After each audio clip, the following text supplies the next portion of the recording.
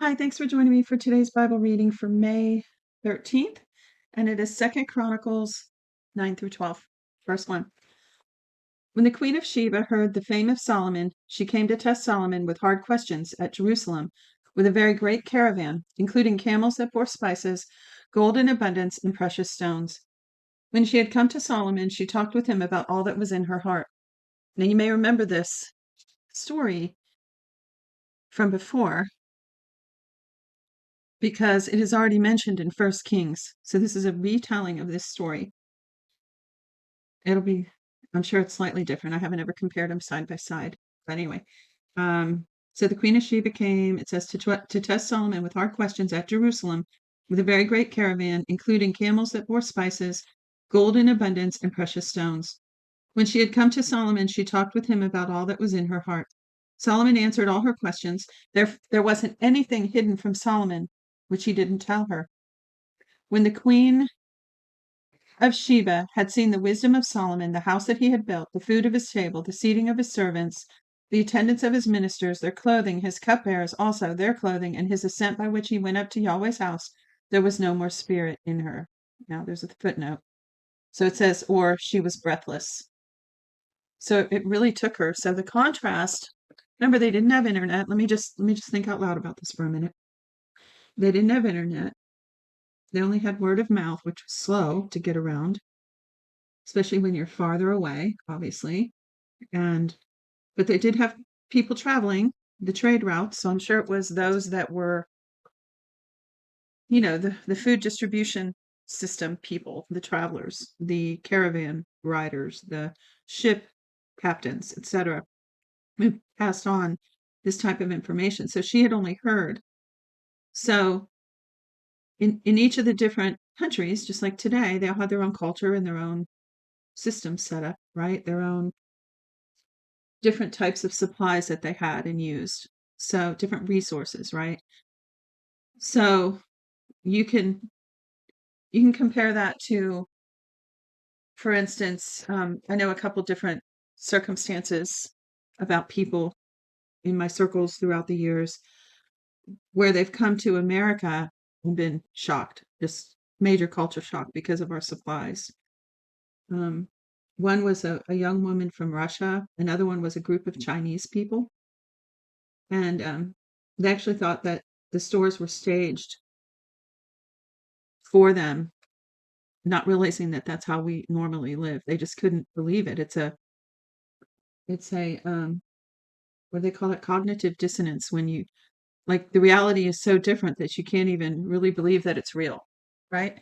So something of that happened with this queen, and she's a queen, right? But what did she come from? Was she from a tribal type unit? Was she from a very developed area?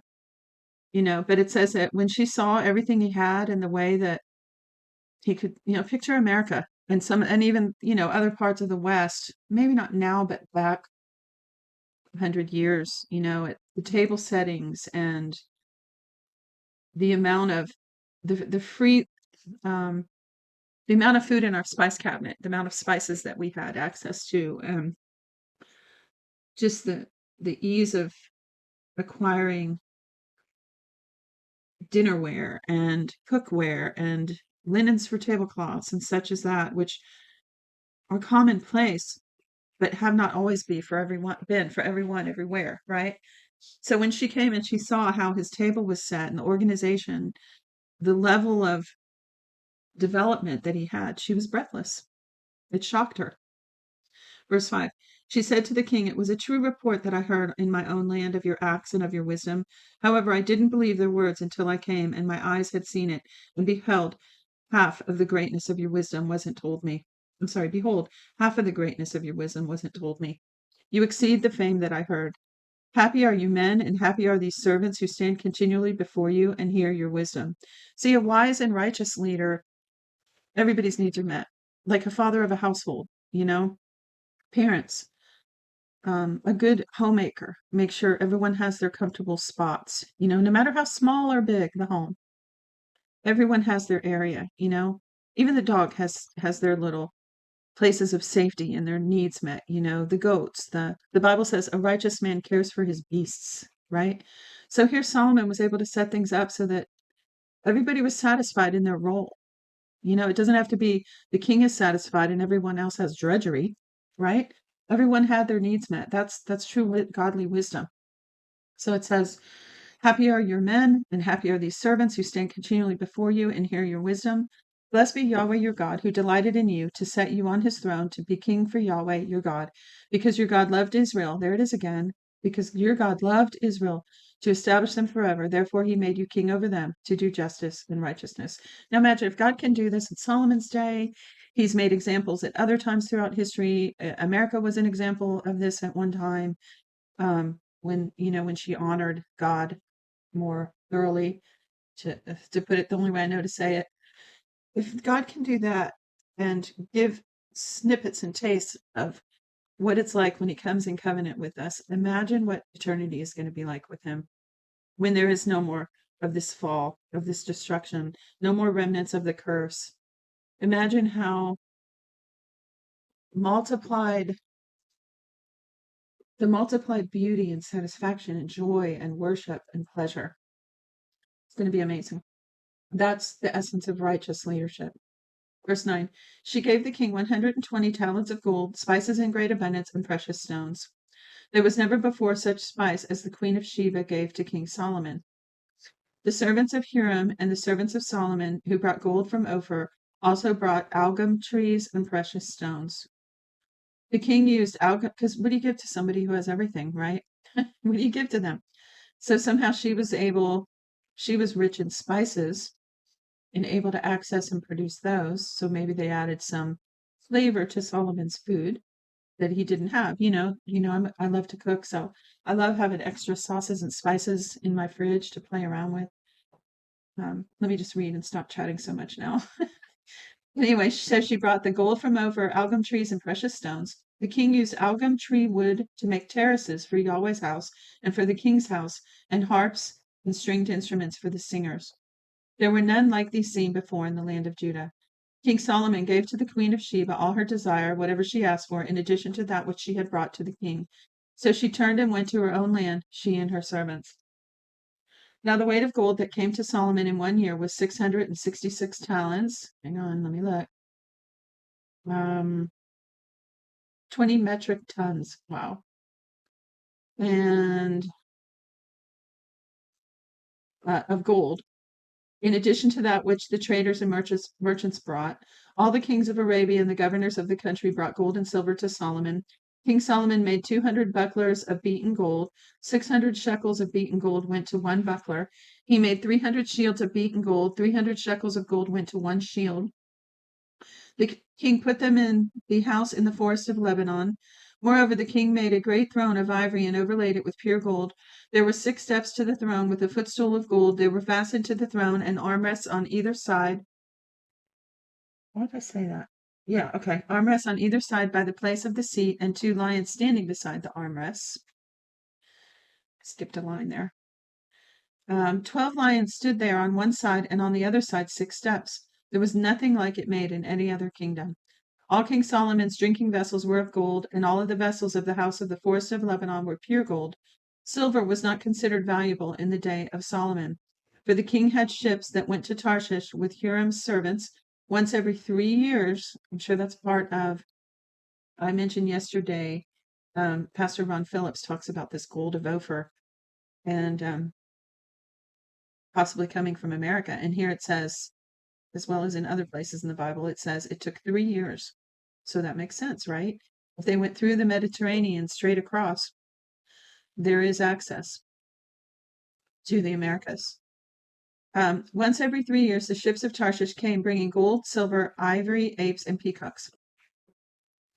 So King Solomon exceeded all the kings of the earth in riches and wisdom. All the kings of the earth sought the presence of Solomon to hear his wisdom, which God had put in his heart. They each brought tribute, vessels of silver, vessels of gold, clothing, armor, spices, horses, and mules every year. Solomon had 4,000 stalls for horses and chariots, 12,000 horsemen that he stationed in the chariot cities and with the king at Jerusalem. He ruled over all the kings from the river even to the land of the Philistines and to the border of Egypt. The king made silver as common in Jerusalem as stones, and he made cedars to be as abundant as the sycamore trees that are in the lowland. They brought horses for Solomon out of Egypt and out of all the lands. Now the rest of the acts of Solomon, first and last, aren't they written in the history of Nathan the prophet, and the prophecy of Ahijah the Shilonite, and in the visions of Edo the seer concerning Jeroboam the son of Nebat? Solomon reigned in Jerusalem over all Israel 40 years. Solomon slept with his fathers, and he was buried in his father David's city, and Rehoboam his son reigned in his place. Rehoboam went to Shechem, for all Israel had come to Shechem to make him king. When Jeroboam the son of Nebat heard of it, for he was in Egypt, where he had fled from the presence of King Solomon, Jeroboam returned out of Egypt. They sent and called him, and Jeroboam and all Israel came and spoke to Rehoboam, saying, now this is a retelling of this story as well. Your father made our yoke grievous. Now therefore make the grievous service of your father and his heavy yoke which he put on us lighter, and we will serve you. He said to them, come again to me after 3 days. So the people departed. King Rehoboam took counsel with the old men who had stood before Solomon his father while he yet lived, saying, what counsel do you give me about how to answer these people? All right, now let's stop for a second again. They are accusing Solomon of being too tough, a heavy yoke on their neck, right? But then we're going to come into when they asked the people who counseled, when Rehoboam asked the old folks that counseled Solomon, that's not the answer they gave. And to me, that's like proof that, basically they're going to say, we'll read it in a second, but they're going to say, if you serve the people, they'll serve you. That's a righteous leader, right? Not, press down on their necks and don't worry about what they say. That's an unrighteous leader. So I'm not necessarily buying what they said about Solomon, because the other evidence, when you read around in context, that's not what it's showing, right? So I don't know. I'm just thinking out loud. Okay, so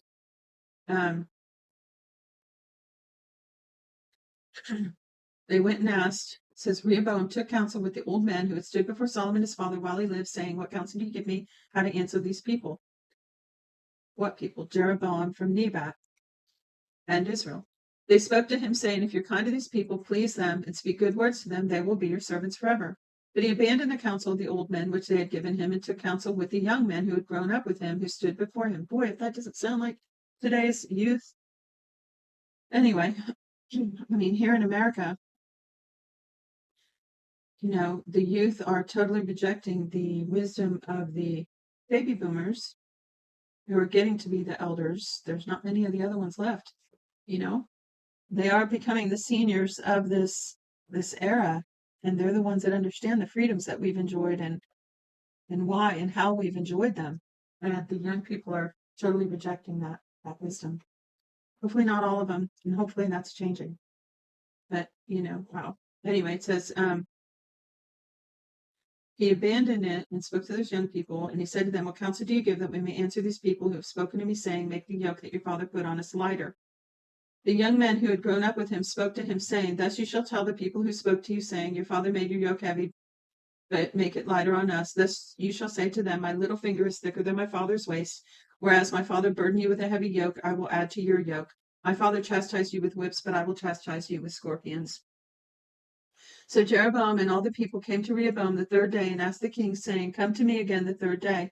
The king answered them roughly, and the king Rehoboam abandoned the counsel of the old men and spoke to them after the counsel of the young men, saying, my father made your yoke heavy, but I will add to it. My father chastised you with whips, but I will chastise you with scorpions. So the king didn't listen to the people, for it was brought about by God, that Yahweh might establish his word, which he spoke by Ahijah the Shilonite to Jeroboam the son of Nebat. When all Israel saw that the king didn't listen to them, the people answered the king, saying, what portion do we have in David? We don't have an inheritance in the son of Jesse. In other words, they're saying, not my king. Every man to your tents, Israel. Now see to your own house, David. So all Israel departed to their tents. But as for the children of Israel who lived in the cities of Judah, Rehoboam reigned over them. Then King Rehoboam sent Hadoram, who was over the men subject to forced labor, and the children of Israel stoned him to death with stones. So they're rioting and protesting now because of the unrighteous leadership. See how it works? It's a pattern. It never changes. King Rehoboam hurried to get himself to his chariot to flee to Jerusalem, so Israel rebelled against David's house to this day. When Rehoboam had come to Jerusalem, he assembled the house of Judah and Benjamin, 180,000 chosen men who were warriors to fight against Israel, to bring the kingdom again to Rehoboam. So see, he's only got 2 of the 12 tribes with him now, Judah, where Jerusalem is, and Benjamin. But Yahweh's word came to Shemaiah, the man of God, saying, Speak to Rehoboam, the son of Solomon, king of Judah, and to all Israel in Judah and Benjamin, saying, so you have to be careful when it switches around. See, because a minute ago, it's saying Israel rebelled, but now it's saying, Speak to Israel in Judah and Benjamin. So they're the Israel that didn't rebel, right? This is what I keep saying. Sometimes the Bible switches these words around, and you've got to be careful to understand who he's talking about. So, of the 12 tribes of Israel, part of them rebelled, but these 2 are still under the leadership of Rehoboam. Geesh. Okay. And the way, I might as well say it, the way I remember this is that J comes before R. Jeroboam comes before Rehoboam in the alphabet. So Jeroboam's the one that was in the north. When they eventually split, Jeroboam's in the north with Israel, and Rehoboam's in the south with Judah and Benjamin. And that's where Jerusalem is. So that might help give you a visual picture for those of you that need that and don't know it yet. Verse 4, this is 11:4. Yahweh says, You shall not go up. Now remember, this is Shemaiah the prophet telling him.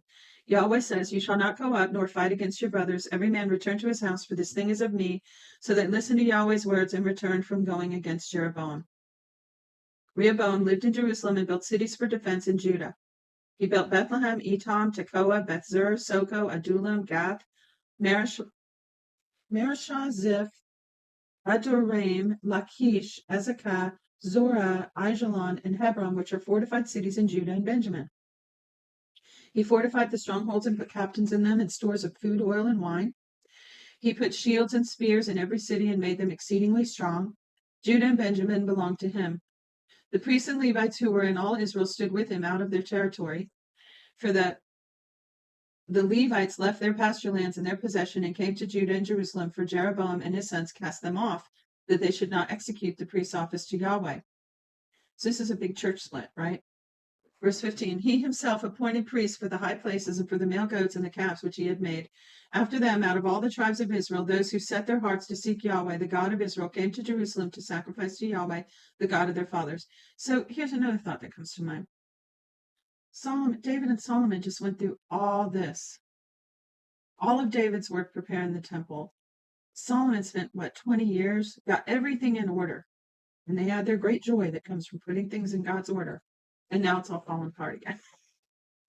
All right, so it says, they strengthened the kingdom of Judah and made Rehoboam, the son of Solomon, strong for 3 years, for they walked 3 years in the ways of David and Solomon. Rehoboam took a wife for himself, Mahalath, the daughter of Jeremoth, the son of David, and of Abihail, the daughter of Eliab, the son of Jesse. He bore him sons, Jush, Shamariah, and Zaham. After her he took Maacah, the daughter of Absalom, and she bore him Abijah, Attai, and Ziza, and Shelemith. Rehoboam loved Maacah, the daughter of Absalom, above all his wives and his concubines, for he took 18 wives and 60 concubines, and became the father of 28 sons and 60 daughters. Rehoboam appointed Abijah, the son of Maacah, to be chief, the prince among his brothers, for he intended to make him king. Excuse me. He dealt wisely and dispersed all of his sons throughout the lands of Judah and Benjamin to every fortified city, and gave them food in abundance, and sought many wives for them. Last chapter, 12. When the kingdom of Rehoboam was established and he was strong, he abandoned Yahweh's law and all Israel with him. Ugh. So here we go again. Verse 2. In the 5th year of King Rehoboam, Shishak, king of Egypt, came up against Jerusalem because they had trespassed against Yahweh with 1,200 chariots and 60,000 horsemen. The people were without number who came with him out of Egypt, the Luban, the Sukkim, and the Ethiopians. He took the fortified cities which belonged to Judah and came to Jerusalem. Now Shemaiah the prophet came to Rehoboam and to the princes of Judah who were gathered together to Jerusalem because of Shishak, and said to them, Yahweh says. So see, they gathered like, what are we going to do? Let's seek Yahweh and counsel together.